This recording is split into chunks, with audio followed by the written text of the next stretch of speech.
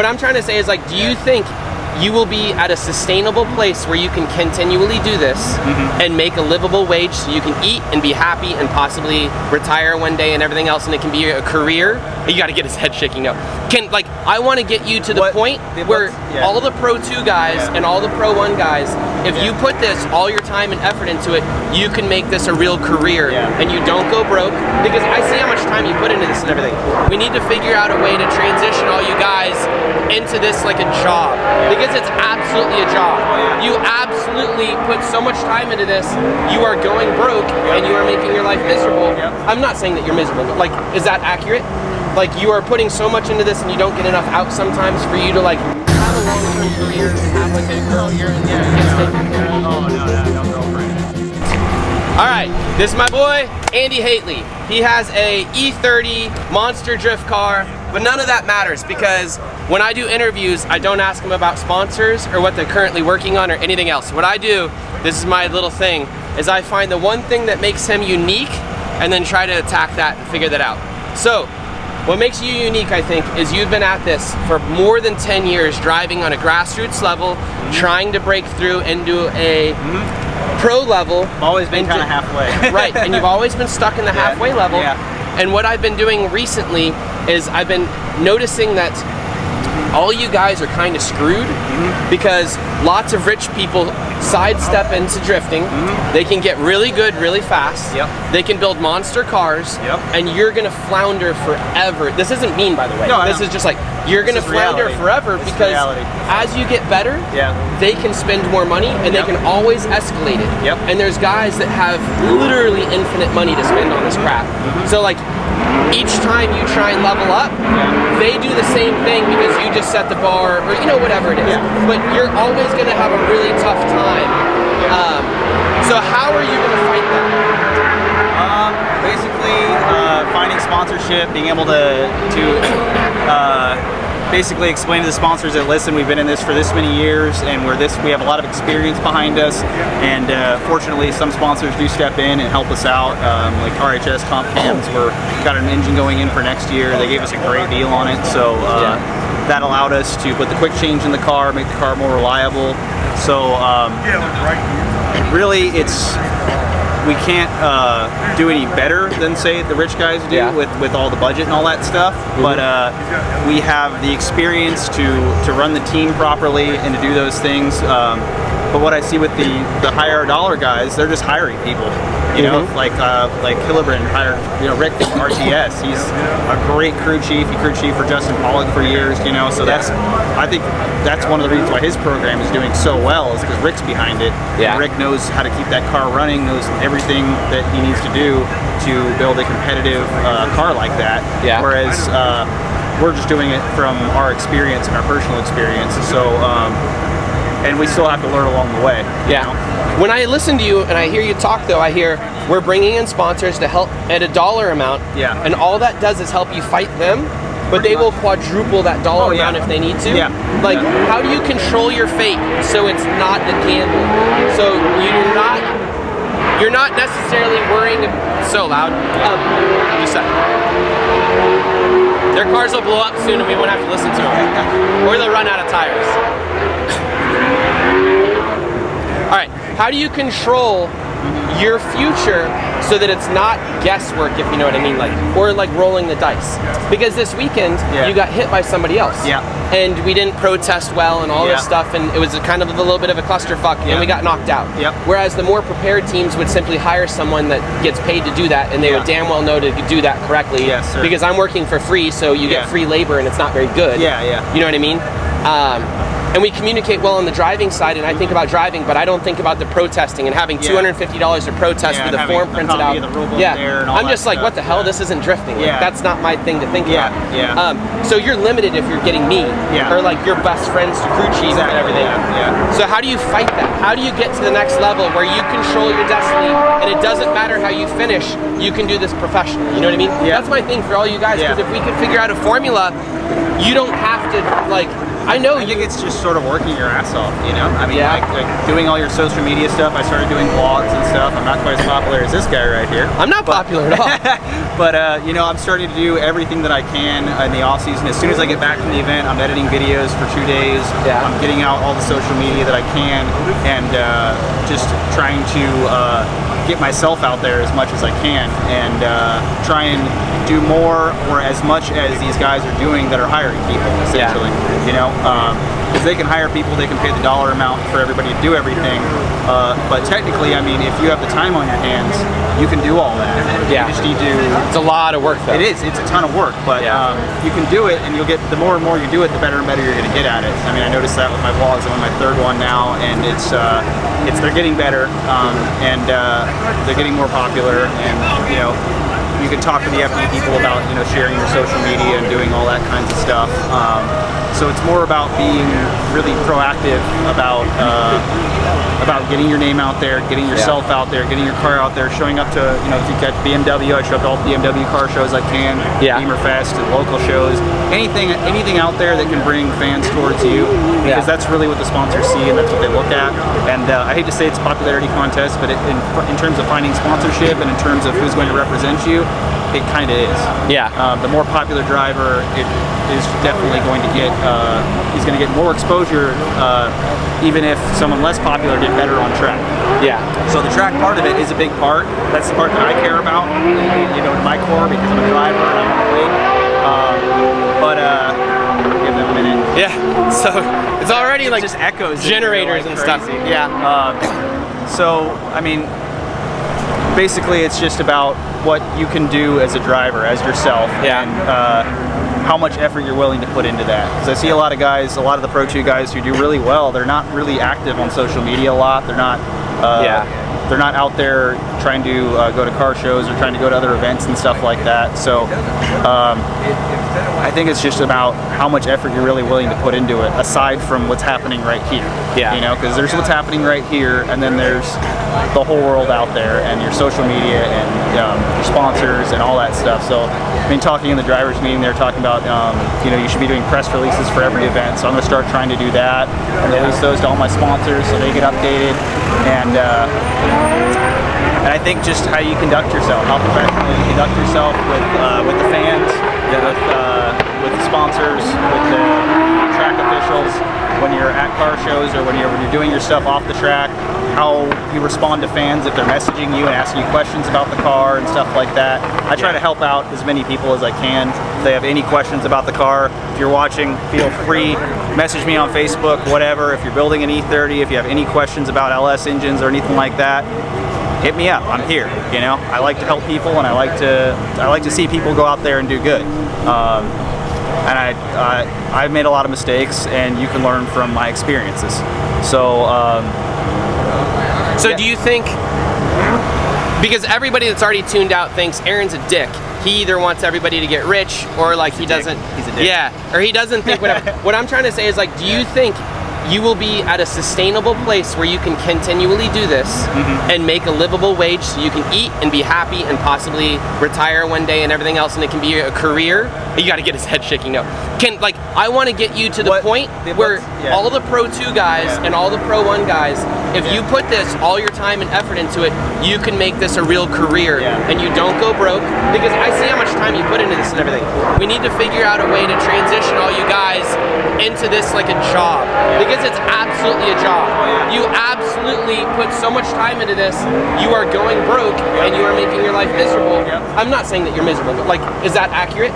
Like, you are putting so much into this and you don't get enough out sometimes for you to like have a long-term career and have like a girlfriend that gets taken care of. Oh, no girlfriend. You can't have that. No. No. So like, we want you guys to get more out of this so that you can have a real life. Because like, you're foregoing any type of real career at this point. Oh yeah.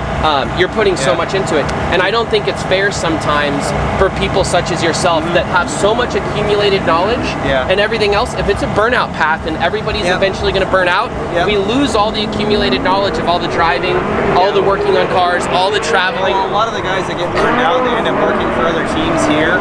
So the knowledge kind of does stay here. You know, a lot of like trying to think of who for example, but a lot of guys end up being spotters, or they end up, crew chiefing for someone and stuff like that. So, but if they're crew chiefing for someone, that means that's not their full-time job, and it's not a career. No. They have to go get an exterior and career. pretty much they transfer to the other side. They transfer to someone who's willing to pay for them, right, and has the money to pay all that stuff. So the rich people are just, and there's nothing wrong with rich people. I'm not sitting here bagging on rich people. Well, I mean, I wish my parents loved me that much to send me racing. I mean, when they do, endurance races, it's usually, one or two, actual race car drivers, and then a gentleman driver who paid his way in, and that's kind of a standard in a lot of the racing world, unless you're getting up to like IndyCar and NASCAR and stuff like that. But the road racing world on the grassroots, well, I guess the grassroots will call it level, even though they're spending hundreds of thousands of dollars a year on doing it, millions of dollars in some cases. There's these gentleman drivers who just sort of pay their way in, and they race. That's all forms of racing. Yeah. So if you think about it like that, a lot of these teams, they're basically gentleman drivers. They have a lot of skill, and there's no way for we're not switching drivers like an endurance race or anything like that. But it's essentially just money talks. It does. All right, so we had the beginning of our conversation. We then discussed the problem and everything, and we've talked about it. Now let's only talk about the solution. Come up with some type of idea. I know that your idea so far is more social media, more vlogs. How does that become a career for you and produce money? Because either sponsors are going to give you money to be in the vlogs and to be on your car and everything else, or you will make ad revenue off YouTube, or you're going to start selling t-shirts or something in a certain quantity to make it worth your while, or you're going to find a hot cougar mama that's going to pay for you to go racing kind of thing. Because you're beautiful and you're going to go do that with your glorious long hair. So which of these is going to be a real thing? What direction? We need a direction for you to go and for you to be a sustainable racer. How do we do that? And let's not ramble. Let's just think about an idea. What is it? Sponsorship. The stupid sponsored cars are making too much noise. Brought to you by a really expensive tire company that you probably can barely afford to run on. Okay. So what is the model that you are going to bring money in? Because everybody's like, oh, just do it for the love of it. You're like, I have been doing it for the love of it for fucking 14 years. I have to get paid enough so I can continue, or else I have to quit. What is it? Basically finding the right sponsors and getting all your social media stuff out there so that you have avenues to give these sponsors exposure that's outside of just this event. Okay. So it's going to be sponsorship still, just like the conventional model. It is going to be sponsored. Other than that, or the cougar idea, it's I feel like you're way better equipped to do that. Go for that. It's not a bad idea. I'm single. Any cougar ladies out there, I remember there was that Drift Avengers one. Remember that? No. In California? No. We won't talk about that then. Okay. We haven't figured anything out, I don't think, yet for all the Pro 2 guys. There's no solid answer there, It's But you have an idea to do it, but all you're going to do is keep rolling the dice and keep putting more effort. We just don't have enough exposure to begin with. Even at the meeting, they were showing us, their sponsorship deck for Formula Drift, and it has all the live stream views and all the impressions that they have per event. And none of that is specific to Pro 2. So if we go looking for a sponsor and we say, okay, well, here's Formula D's deck with all their information and all their attendance ratings and all that stuff, the sponsor may, look at that and say, okay, that's great, and say they get involved, and then they realize that Pro 2 is kind of the redheaded stepchild of Formula Drift, and we don't really get any exposure. We get no TV time, we get limited live stream, and we get limited exposure through the Formula D's social media avenues. Then we're making promises that we can't keep at that point, essentially. Can I pitch you on something for 30 seconds? Sure. All right. Take your Formula D Pro 2 stuff, quit. Decouple that from your program, go do fun events where you can control the media and you don't have to travel to Florida, to Seattle, and all the super expensive places, so that you can concentrate on doing events that are close to you with good attendance, helping those local grassroots events kind of build up an audience where maybe you get some type of cut of the the gate fee by bringing in more people or something, or doing something, and figuring out a different model so that you can more effectively create more content, vlogs, and pictures and cool content at a cheaper price per unit, basically, to do so. So that you don't have to travel so far, and that you can always control the outcome of your event by having the most fun. A second.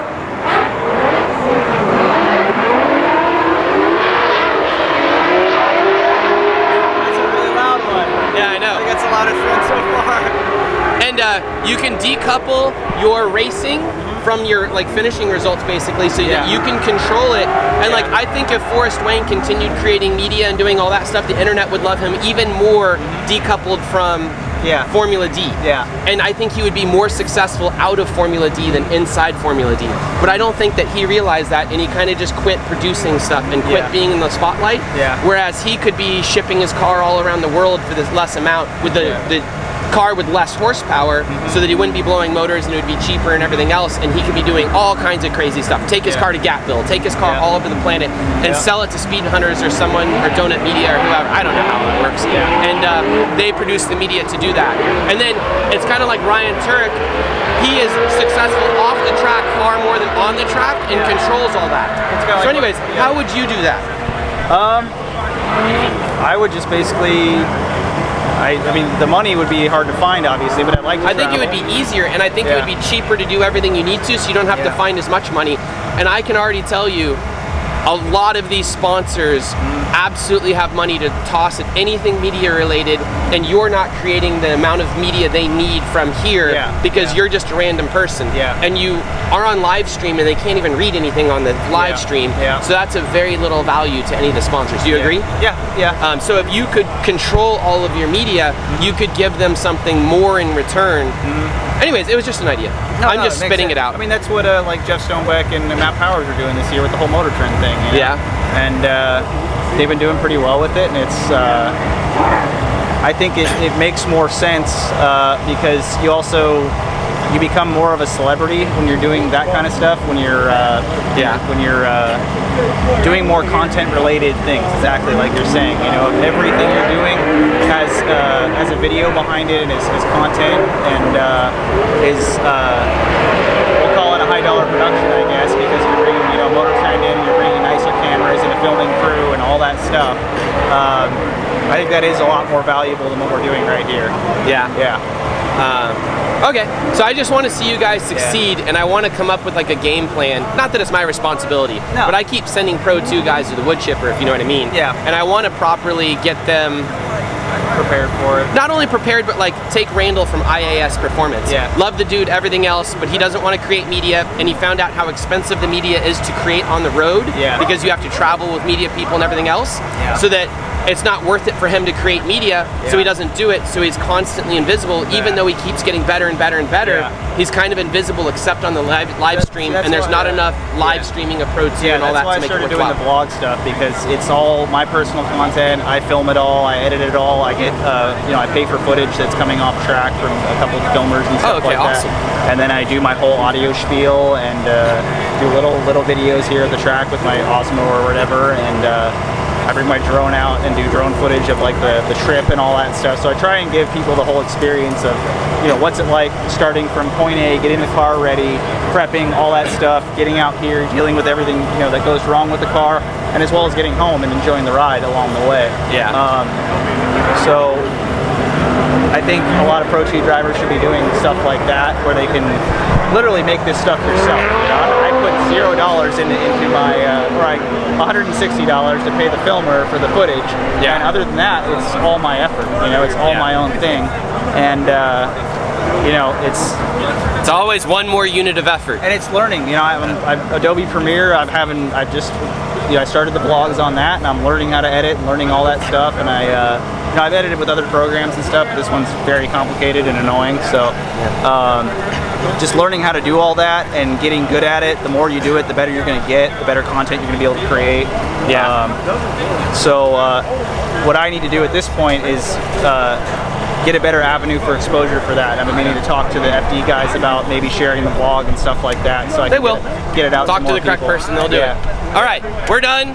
He's gonna give me the link. I'm gonna put the link right here. So click right here. All right. Thank you, Andy. Thank you. Boom. Hey, thanks for Thanks, Cy. Sorry about your shoulders. Let's go to the next thing. Thanks.